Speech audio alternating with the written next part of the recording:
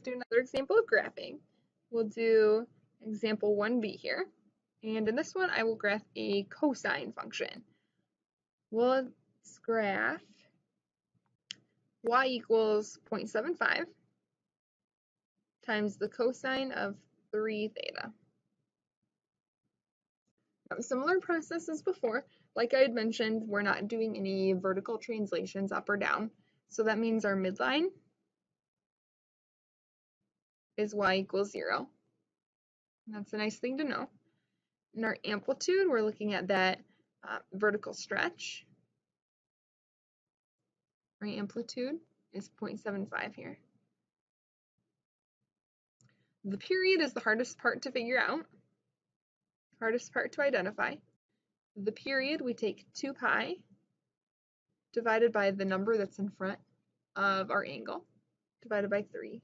So 2 pi over 3 is the period. That's how long it takes on the x-axis for a graph to complete a cycle. Once we have that figured out again,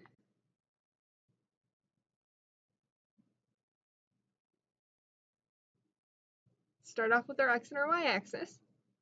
We know the amplitude is 0.75.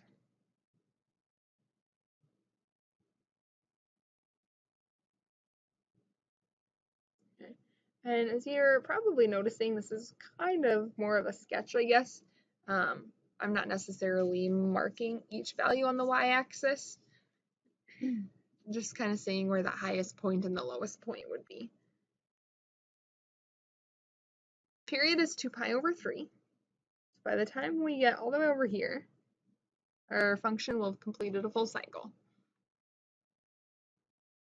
And just like before, each quarter point is going to be a key feature, a significant point.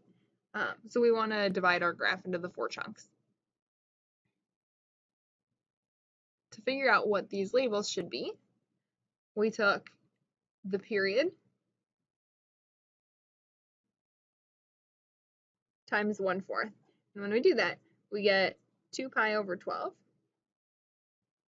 which can simplify to pi over 6. So use that to label. Here's 1 pi over 6, 2 pi over 6, 3 pi over 6, and then this really is 4 pi over 6 also. Now, cosine, what we want to graph here, starts at the highest point. Then we go midline, lowest, midline, back to our maximum, and then a little further off. That's better. And that completes a full cycle.